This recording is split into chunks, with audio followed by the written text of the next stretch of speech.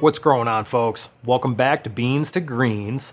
Today is season 1, episode 4 of the Seed to Smoke series. In this season, we are growing Trainwrecks. Today, the plants are about 3 weeks into veg from when we germinated the seeds. If you haven't checked out the previous episodes, go back and check those out. In episode 1, we ended up germinating the seeds and also went over the seedling soil mix and mixed that up. And then episode 2 and 3 are just weekly updates of the plants up until this point. So today they are definitely ready for transplant. I'll show you exactly what I'm talking about. But before we jump into that, we do need to mix up some more soil in order to transplant the plants into the new pots. So today I'm going to be going over the materials that I use for that, what ratios I use for that, the amendments, all that stuff, and then we'll go ahead and mix it all up. And then after that, what we're going to do is I'm going to grab the plants and then I'll run you through the transplant of those plants into the bigger pots. So let me go grab that stuff and then we'll hop right into it. All right, so we're back here with all the materials now, and I'll just run you through everything. So first off, I'm going to be transplanting into a 2.5 gallon pot. And so what I did is I brought a 1 gallon pot out just to help me kind of measure things out. So in this 1 gallon pot, what I have here is I just got some used Roots Organic soil that I used from some other runs, but nothing else other than that, just strictly that. So I got my 5 gallon bucket here. I'm just using this just to mix everything in, okay? So 1 gallon of the just used potting soil, the Roots Organics. The next thing I like to add is I like to add this Kellogg's raised bed and garden mix here. This stuff is really good. I like it for the fact that it's got a lot of wood chips in there, and so that's going to add a lot of carbon content to the soil, which is really good. And then also another thing that I really liked about it is that it has composted chicken manure in this. And so when I talked on my seedling videos, I was talking about soil biology and how we want a nice diverse biology. Well, each type of manure is going to add a different type of biology, microorganisms, beneficial bacteria, things like that into our soil. Okay, so this having the chicken manure is really beneficial in the fact that it just adds, you know, more diversity to our soil there. So what we're going to do is I'm actually just going to grab just another pot of this, so just another gallon of this, and then we'll grab the rest of the materials. This stuff does kind of get clumped up, so sometimes it's a little bit hard to work with. But it's got a little bit of perlite in there for aeration, not as much as we would need or as much as I would like. So I am going to add a little bit extra perlite in there, but you could kind of see the wood chips and everything like that in there. But this stuff is pretty good too. So we're gonna go ahead and add that to our bucket here to mix as well. And I'll go ahead and get this out of the way. And then the next thing that we're going to add is pumice. And the reason I'm adding this is I want more aeration in my soil, okay? And the rule of thumb on aeration when you're making your own soil is 25 to 30% aeration. And that could go with all different types of things. Perlite, pumice, you could add rice hulls, things like that to add aeration. But for the fact of this, we're going to just add some pumice. So what I'm going to do is I'm actually going to fill this about 3/4 of the way full. All this stuff doesn't need to be exact. You know, living soil is very forgiving. Doing organics is very forgiving as well too. So I'm going to go ahead and fill this 3/4 of the way up with the pumice.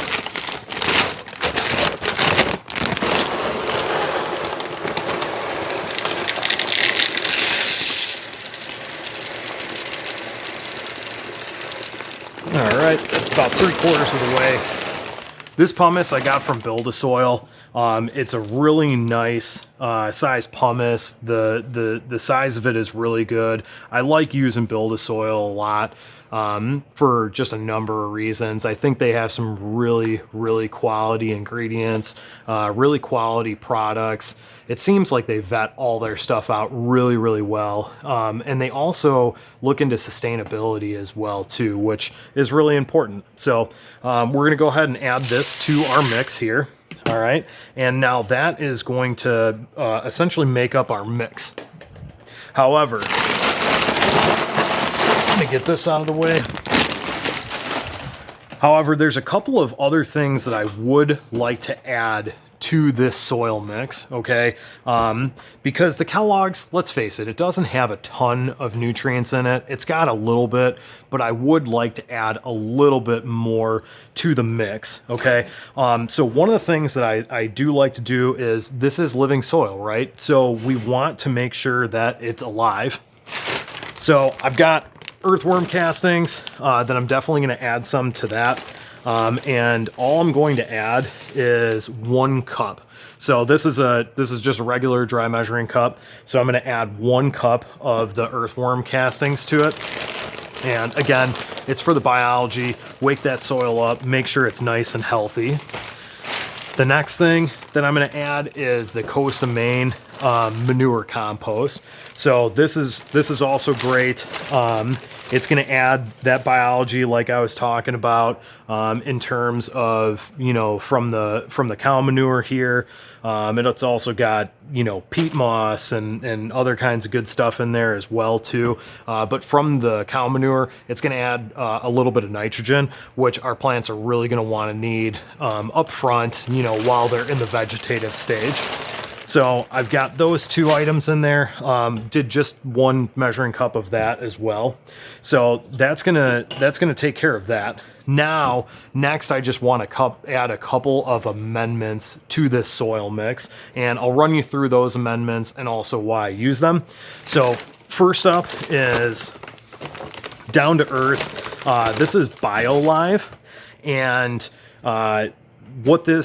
the benefit of this, instead of using like the all-purpose 444, is it's got mycorrhiza in it, and it's also got a bunch of beneficial bacterias and things like that. Along with, it is, you know, more geared towards veg in the NPK ratio as well too.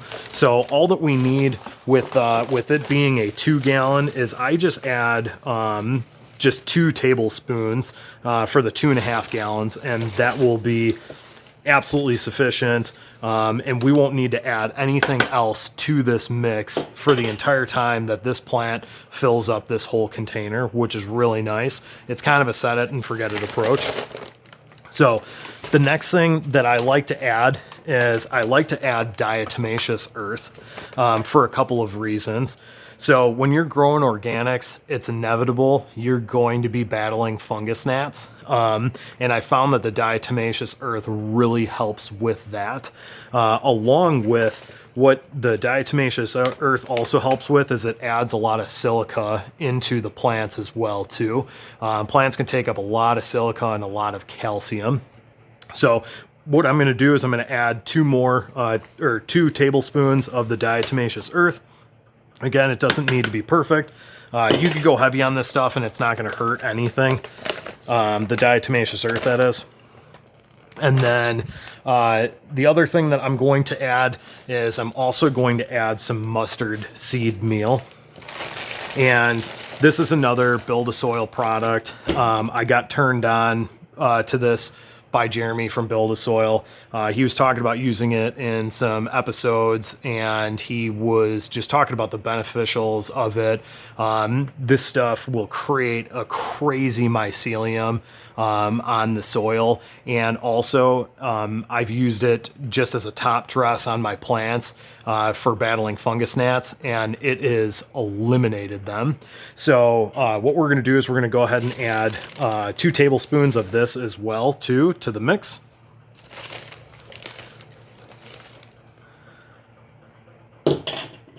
All right, got that. And then there's just one more thing that we got, and that is azomite. So the azomite is really good. I like to add a little bit of that. It's just rock dust basically, and it adds calcium to the mix, and it also adds just a lot of minerals in there, and just kind of some trace elements and things like that. So I like to put that in there as well too. So I'll add 2 tablespoons of that.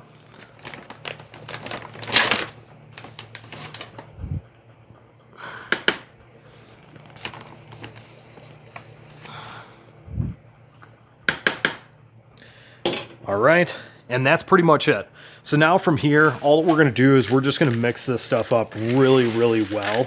The one thing that I do want to touch on is that, you know, typically when I'm working with the diatomaceous earth and just a lot of these amendments in general, you want to make sure they're wearing a face mask. This stuff gets airborne, and it's really, you know, it's nasty. You don't want to be breathing this stuff in. It's excellent for the plants. The plants absolutely love it. However, you really just need to make sure that you're taking care of yourself. And so normally when I'm doing this, I have a mask on. You know, I want to try and protect my lungs and make sure that I'm staying safe while I'm doing it. So what we're doing here is I'm just making sure that this is all mixed up really, really well. I'm making sure that it's really well incorporated. We want to make sure that the BioLive and all of our amendments are just touching all the soil. We want to make sure that the pumice gets really well incorporated into the soil and acts as aeration throughout the entire soil, and that there's no big clumps or anything like that. If there are clumps, you could break them apart. It's not a big deal. You know, the plants are going to get these nutrients and break this stuff down. The biology in the soil is going to break this stuff down anyhow. But that's what I really like to do. So from here, what we're gonna do is I just got a little tray here to try and keep things as clean as possible. But now what we're gonna do is just, you know, pour all this mix into our pot. And don't be afraid to mix a little bit extra as well too. You know, it's a lot easier to get all your ratios down and have a little bit extra soil versus not enough, and then you're trying to play with ratios and all that stuff. You could definitely eyeball it. It's not that big of a deal. But this fills it up really nice here. I don't go all the way to the top. I try and leave a little bit of room in there, you know, in case I do need to top dress if I run out of time and I'm not able to move things around. So I like to leave a little bit of space in my pot, just for, you know, a little bit of wiggle room and everything. So this is what it looks like. The soil's looking really nice. You could see the pumice in there and everything like that. It smells great. So now what we're gonna do is I'm gonna go grab the plants, and then I'm gonna show you how I transplant. All right, I'm back here with the plants. I just got one pot. I have another one, but I'm just going to transplant one of the plants. I figured you don't need to watch me do 2 of them. But as you can see, they're looking pretty healthy. They are ready for transplant for sure. And the reason I say that, you could tell this one's getting a little bit droopy. We're starting to see some yellowing in the lower leaves as well too. This one seems like it's, you know, taken on a little bit better, and it hasn't really run out of any food or anything yet. So the one thing that I do like to do is when I am transplanting into these pots, I like to, you know, dig out the center here, and I like to grab another cup here. And the reason I like to do that is I like to grab that cup because I like to put it down into the center of the pot itself, and it gives me just a good idea as far as how deep you know, do I really need to go with this, you know, as far as digging down in there, and then I'm trying not to, you know, disrupt the soil as much as possible as well too. So I'm really just trying to dig down deep enough and wide enough to be able to fit just this cup in there. And then we'll go ahead and drop the plants in there.